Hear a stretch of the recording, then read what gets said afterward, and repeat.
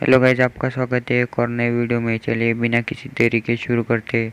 लेकिन उससे पहले अगर आप चैनल पे नए हो और अगर आपने चैनल को सब्सक्राइब नहीं किया तो जल्दी से जल्दी सब्सक्राइब कर दो। जैसा कि हमने पिछले एपिसोड में देखा था, जाओबॉय की मैच किसी जो जी जैनसेक के बंदे के साथ होने वाली थी। उसके बाद जाओबॉय कहता है कि ओ ये तो तुम हो। नेक्स्ट सीन में हमें दिखाया जाता है कि वो और कोई नहीं जी टैनमिंग होता है। वो खुद को बड़ा स्पेशल समझता था, लेकिन वो जी जैनसेक की मेन फैमिली से था। उसके पास ज़्यादा अच्छी पोजीशन नहीं थी, फिर भी वो स्ट्रॉन्गेस्ट कल्टिवेटर में से एक था जी जैनसेक का।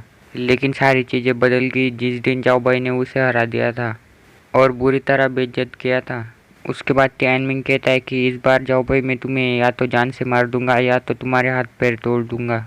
तभी नेक्स्ट सीन में आजू बाजू के बंदे टैनमिंग पे हंस रहे होते और कह रहे होते कि ये वही बंदा है ना, इसे स्पिरिट कंडेंसेशन रिलम वाले बंदे ने आसानी से हरा दिया, जबकि ये हेवन ब्रेकिंग रिलम पे है। उसके बाद टैनमिंग जाओबाई से कहता है कि आज कोई मुझे अपनी कल्टिवेशन सप्रेस करने के लिए फोर्स नहीं कर रहा, तो इस बार तुम मेरे हाथों से बचोगे नहीं। नेक्स्ट सीन में एल्डर कहते कि टॉप 10 की बैटल अब शुरू होगी। पार्टिसिपेंट नंबर 1 और नंबर 2 सामने आओ। उसके बाद टाइमिंग जाओबॉय से कहता है कि तुम चुपचाप रहो और देखो कि मैं तुम्हें आज कैसे कुचलता हूँ। जाओबॉय कहता है कि लंबी लंबी फेंकना बंद करो और मेरा सामना करो। उसके बाद एल्डर कहते हैं कि टाइमिंग जो कि जीजान से और उसके सामने है जाओबॉय जो कि क्यूनफेंग क्लैन में से है, तो लड़ाई शुरू करो। बैटल शुरू होते ही टैनमिंग जाओबॉय पर पर्पल क्यूआईमेशन से अटैक कर देता है, जो कि जाओबॉय की तरफ सीधे आ रही होती है, जिससे कि जाओबॉय बड़ी आसानी से बच जाता है। और टैनमिंग कहता है कि तुम क्या बार बार मेरे अटैक को डॉज कर रहे हो, क्या तुम्हारी हिम्मत नहीं मुझ पर अटैक करने की।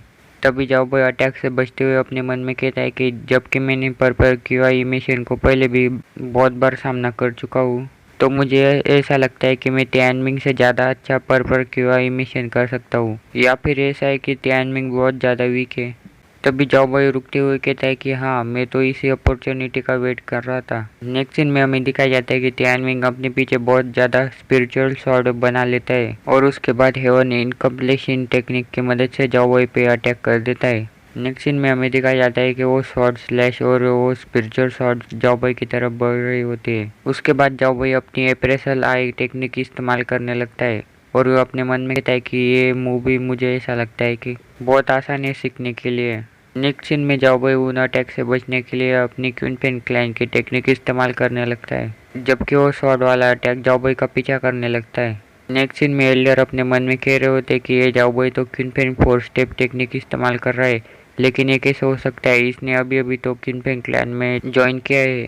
उसके बाद हमें जाओबॉय का सीन दिखाया जाता है जो कि उस अटैक से बचने के लिए अपनी टेक्निक के साथ इधर उधर उठ रहा होता है। टियानमिंग का अटैक खत्म होने के बाद जाओबॉय जमीन पर उतर आता है और कहता है कि ये टियानमिंग का मुंह इतना भी बुरा नहीं है।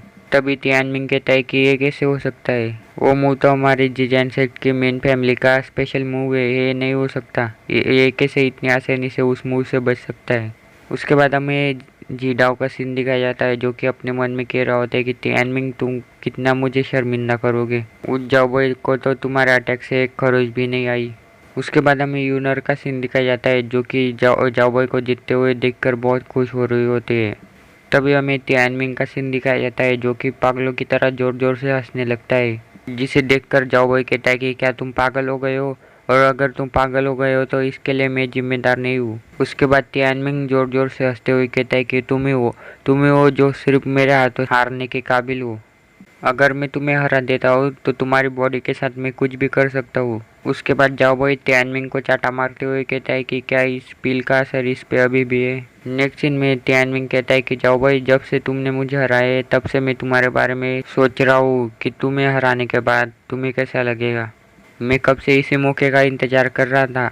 और ऐसा कहते हुए अपनी जेब में से कुछ हिडन वेपन निकालने लगता है, जिससे कि जाओबॉय की तरफ अटैक कर देता है। उसके बाद जाओबॉय उस अटैक से बचने के लिए अपनी बॉडी कल्टिवेशन का इस्तेमाल करने लगता है, जिसके बाद जाओबॉय की बॉडी चमकने लगती है। तभी हमें नेक्स्ट सीन में दिखाया जाता है कि वहाँ पे जहाँ पे जाओबॉय खड़ा था उस जगह पे बहुत बड़ा धमाका होता है। उसके बाद हमें दिखाया जाता है कि इतने बड़े धमाके के बाद भी जाओबॉय को ज़्यादा चोटें नहीं आई होती है और वो कहता है कि अच्छा हुआ मैंने उस अटैक को पहले से ब्लॉक कर लिया था। उसके बाद एल्डर बीच में आते हुए कहते कि टैनमिंग ने एक रूल तोड़ा है, मैच के दौरान हिडन वेपन का इस्तेमाल करना मना था, लेकिन फिर भी टैनमिंग ने उसका इस्तेमाल किया है। तो इस मैच का विनर है। लेकिन तभी पीछे से कोई कहता है कि रुको, और वो और कोई नहीं जीजैनसेट का बंदा जीडाओ होता है, जो कि यंग लीडर भी है जीजैनसेट का। जीडाओ कहता है कि जाओ भाई पहले ग्राउंड के नीचे गिरा था, इसलिए रूल्स के अनुसार जाओ भाई है जो कि मैच हार चुका है। तो गाइस वीडियो होता है यहाँ पे ख़त्म। हम मिलेंगे अगले एपिसोड में, तब तक के लिए बाय बाय।